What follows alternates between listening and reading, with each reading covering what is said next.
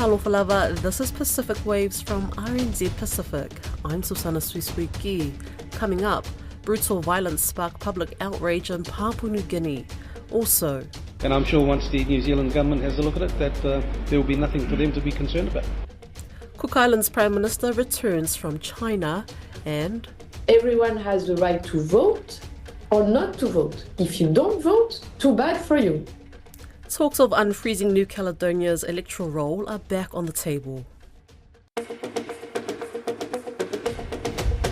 A warning, this interview discusses graphic details of violence against women. Papua New Guinea is reeling from the separate killings of 2 women in acts of extreme violence last week, prompting renewed calls for urgent action to address the country's epidemic of gender-based violence. I spoke with our PNG correspondent Scott Whitey and began by asking him about the 2 incidents. Yeah, so over the last week we've had 2 separate incidents and very horrific incidents. The first one was the killing of a young woman, 29 years old, the wife, the partner of a PNG Defence Force private, and he tortured the woman and recorded her last moments on video, basically telling her to talk about something that he had accused her of. It's also alleged that she was raped and killed later. The body was taken to the hospital, and the soldier is currently on the run at the moment, with police searching for him. The second incident was a woman who was abducted, raped and just brutally slaughtered outside her residential property, a few meters outside her residential property, by at least 20 men, a gang of 20 men. The nearby settlement of Baruni, which is a settlement that is placed, that is near a dump. People there have been accused of that incident, and yesterday police went in with bulldozers, excavators, and began demolishing the place. There are several hundreds of people who live there. It's a fairly populated area, so they've also been displaced by this eviction. So, that's a brief of what happened over the course of the week. You've said that the police have gone over to this nearby settlement and have bulldozed, and I'm assuming that investigations are ongoing. Have any arrests been made? Yeah, 2 people have been arrested. One is a teenager, a very young person, and the other is a slightly older person, I think in his 30s. They've been arrested. Police are confident of making a few more arrests, but it's quite difficult to track down everyone who is alleged to have been involved in it. So it takes some time before we have some real results. But the fact that they've arrested 2 people will lead them to more. And what's been the response from the Prime Minister? Yeah, the Prime Minister's come out to condemn the killings, and he's basically supported the evictions. The responses from the public have been very strong as well. A lot of members of the public are calling for, a renewal of this discussions around the death penalty as a deterrent. They're calling for the removal of illegal settlements, because it's a big problem in Port Moresby and other centres as well. But it needs a long-term solution to this problem of settlements, because when you have settlements, you have a lot of people who are unemployed gravitating towards the settlement in search of housing and a better life, but end up being living in squalor and all that. So it needs a long-term solution to the whole housing problem, land allocation, development, and just the quality of life. When you say long-term solutions, does that include law and order reforms, and do you think that's effective enough to address the gender-based violence in PNG? When I say long-term solutions, we're not just talking about policing and addressing the law and order. The root causes are things like unemployment, education opportunities, the ability of ordinary Papua New Guineans to be able to live, and cheaper access to land, access to housing, employment, basically that first, and then it'll have trickle-down effects to law and order.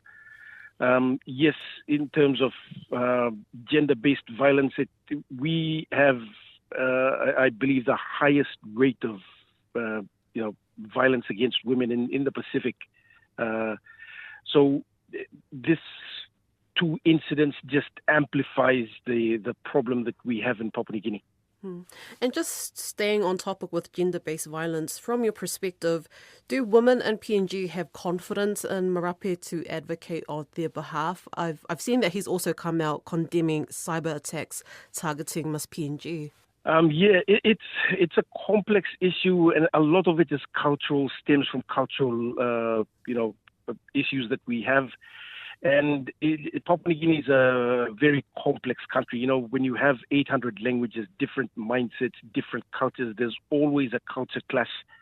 And people are finding their way through this maze of how do we treat women. Some cultures are matrilineal, and a lot of respect is given to women. Others are patrilineal. So you've got that mix that's coming together, and it's being played out on social media with a lot of young men, young boys who are, without that connection to mentoring and guidance by their elders. It's a bit difficult for them to maneuver through all of this.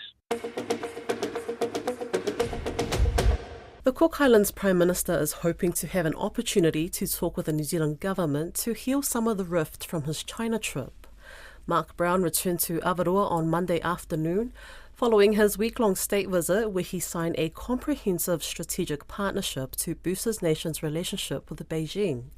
Prior to signing the deal, he said that there was no need for New Zealand to sit in the room with us after the New Zealand Foreign Affairs Minister raised concerns about the agreement. Caleb Fotheringham has more. Responding to reporters for the first time since signing the China deal, Mark Brown says the agreement with Beijing will be made public very shortly. No, I haven't met with the New Zealand government as yet, but I'm hoping that in the coming weeks we will have an opportunity to talk with them, because they will be able to share in this document that we've signed and for themselves see where there are areas that they have concerns with. But I'm confident that there will be no areas of concern. When asked if he was concerned that his lack of consultation would result in consequences from New Zealand, he had this response. No, not at all. I'm very happy, as I said, for our action plan document to be put out to the public sphere for everybody to have a look at it. And I'm sure once the New Zealand government has a look at it, that there will be nothing for them to be concerned about. The Cook Islands leader is returning to a motion of no confidence filed against his government and protests against his leadership. But Mr. Brown isn't worried.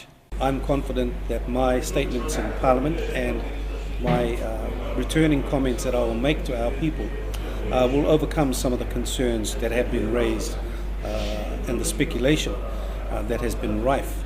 The New Zealand government wanted to see the agreement prior to Brown going to China, which did not happen. Mr. Brown says the difference in opinion provides an opportunity for the two governments to get together and heal some of the rift that has occurred. They've raised their concerns around security in the Pacific. We've raised our concerns around our priorities, which is economic development for our people. One News Pacific correspondent, Barbara Drever, was at the airport but was not let into the room where the press conference was held.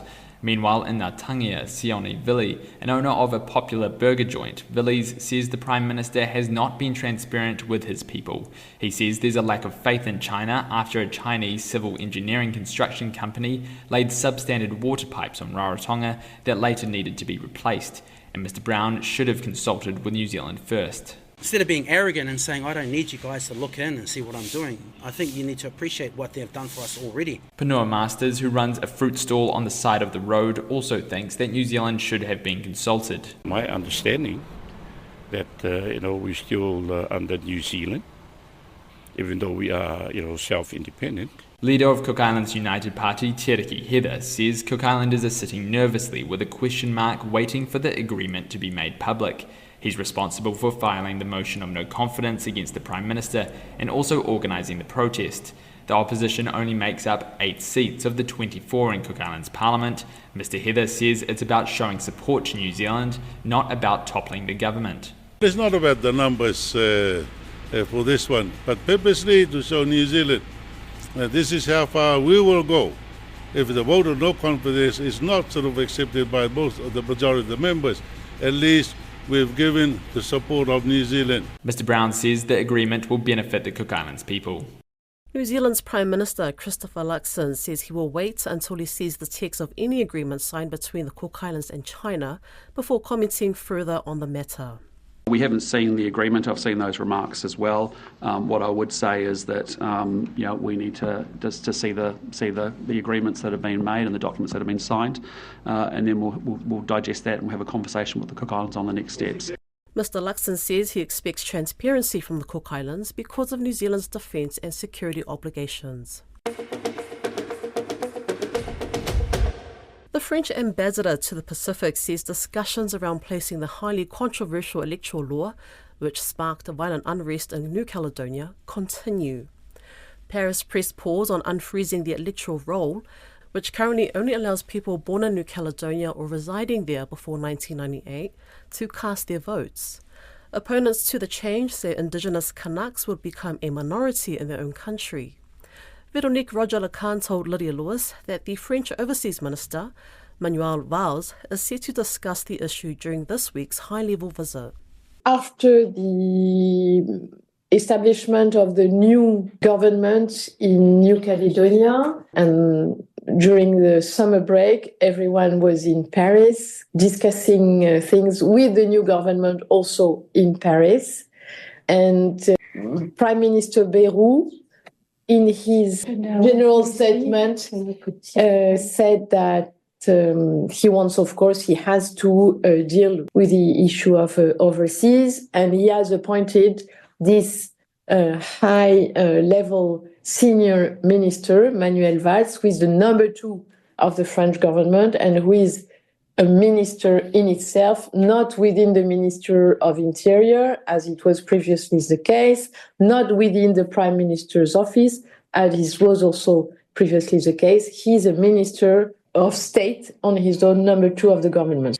He wants, again, to see everything, to see everyone, and then they will come together for a solution. And yes, the third referenda was boycotted by a part of the Caledonian population. But within the French law, which in compliance with the new with the United Nations, the French law is the law that applies in New Caledonia. Within the French law, everyone has the right to vote or not to vote. If you don't vote, too bad for you. So the boycott is the own responsibility of those who decided to boycott. It does not mean that the third referenda has no value. The 3 referenda have value. They have mentioned that New Caledonia stays within the French Republic. This is the law. Now, there have been an expression, not democratic, but with violence, of another opinion. And this, anyway, enters into the framework of discussion now. So things can be discussed again on which type of institutional framework will be the future of New Caledonia. With this restriction of the electoral listing for the provincial elections, not everyone has the right to vote. And I will do something between brackets. I insist on the fact that everyone has a right to pay taxes in New Caledonia. And normally, in a normal democratic system, everyone who pays taxes has the right to vote. Because when you pay taxes to a government, you have the choice of the government you give your money to. There is a discrepancy. So this was one point of contention that led to the riots. Now, what we have to say is that within the independentists, there is a very strong split, and that a part of the independentists, they realize that, in fact, this discussion on the unfreezing of the electoral listing does not make sense, and they agree on the fact that the unfreezing of this electoral listing is the way to go. What are the criteria for the defreezing of this electoral listing are a case of discussion. So this long point to tell you that the provincial elections have to take place latest December 25. It would be interesting if they take place earlier. And the question is to know with which type of electoral listing they will take place. And this is a point of discussion. Let me just make sure that I'm clear on this. So it is possible that before the next election, there could be a change in the electoral roll? Yes, this is the discussion. Okay. Yes. It was disappointing for the Fijian draw and Moana Pacifica when the dust settled at the end of round 1 of the 2025 Super Rugby Pacific competition at the past weekend. Fijian draw lost 36-32 to the Brumbies in Suva earlier on Saturday afternoon, before Moana Pacifica watched their hopes of winning against the Western Force evaporate in the humid Perth evening, as the Force claimed a close 45-44 win. Elias Atura followed both matches and filed this report. Moana Pacifica captain Adi Savea says they were disappointed in what would have been a win for them. Their hopes were dashed as a missed tackle gave Force playmaker Ben Donaldson the chance to claim the winning try in the 83rd minute. He says some of the things that let them down were in their control, but their focus has also shifted to this week, where they will meet the Reds in Brisbane in round 2. In our change room, they're really down because, we should have won that. Rugby's, a cruel game, and again, it's, the Force, you hung in there and they went to their game and ended up getting the dub. But, we'll take the positives, but we'll also, get the lessons. We've got a short turnaround, so we've got to, get those lessons and move on. Former All Black great and current Moana Pacifica head coach Fa'alongotana Umanga says they will have to learn quickly on the go, as they have a short turnaround time, but he was proud of the effort his players put into the game. We worked pretty hard, to get to where we got to, and sport's not a fairy tale. It can be cruel sometimes. So, but I think you also got to take your hat off to the Western Force and their tenacity. They held the ball for a long time.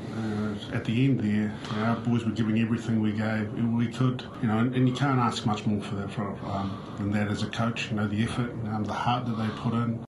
In Suva, the Ndrua pretty much had the same story to tell, with head coach Glenn Jackson admitting it was also disappointing for them, but at the same time was grateful for the learning as they prepare for the Hurricanes in Napier this weekend. Well, the Brumbies have won Super Rugby many times. They've had a great pre-season, or drawn a good win. Look, they're a class team that have been playing Super Rugby for over 30 years, and I think the positive is that we were right in the sniff to win that. We didn't, which is disappointing, but I think the bonus points are going to be crucial at the end of the wrap-up of this team. So, again, I think we're learning. It's a good lead into a tough game next week against the Hurricanes. But all was not lost, as debutant Voate Karwalevu proved his worth in his first Drua game, scoring 2 tries for the side. Yeah, it was a pretty special moment for me. I think there was a team effort, but lucky to get it in the end. I think just watching all those intercepts and watching those yellow cards, hopefully it doesn't happen again. Yeah, it was good. It was a good hit out with the Brumbies team, quality side, semi-final for the last few years. It was good to get my debut against them, and we learn a lot, and we'll go back next week and see where we go. Meanwhile, the Chiefs avenged their final loss last year to the Blues, winning at Eden Park 25-14. They now lead the points table, and former champions the Crusaders kicked off their season with a convincing 33-25 victory over the Hurricanes on Friday evening, while the Waratahs beat the Highlanders in Sydney, winning the close contest 37-36. That's Pacific Waves for today. For all episodes, head over to rnz.co.nz/Pacific. We're also on Spotify, Apple and iHeartRadio. From myself and the RNZ Pacific team, tō whā soifua.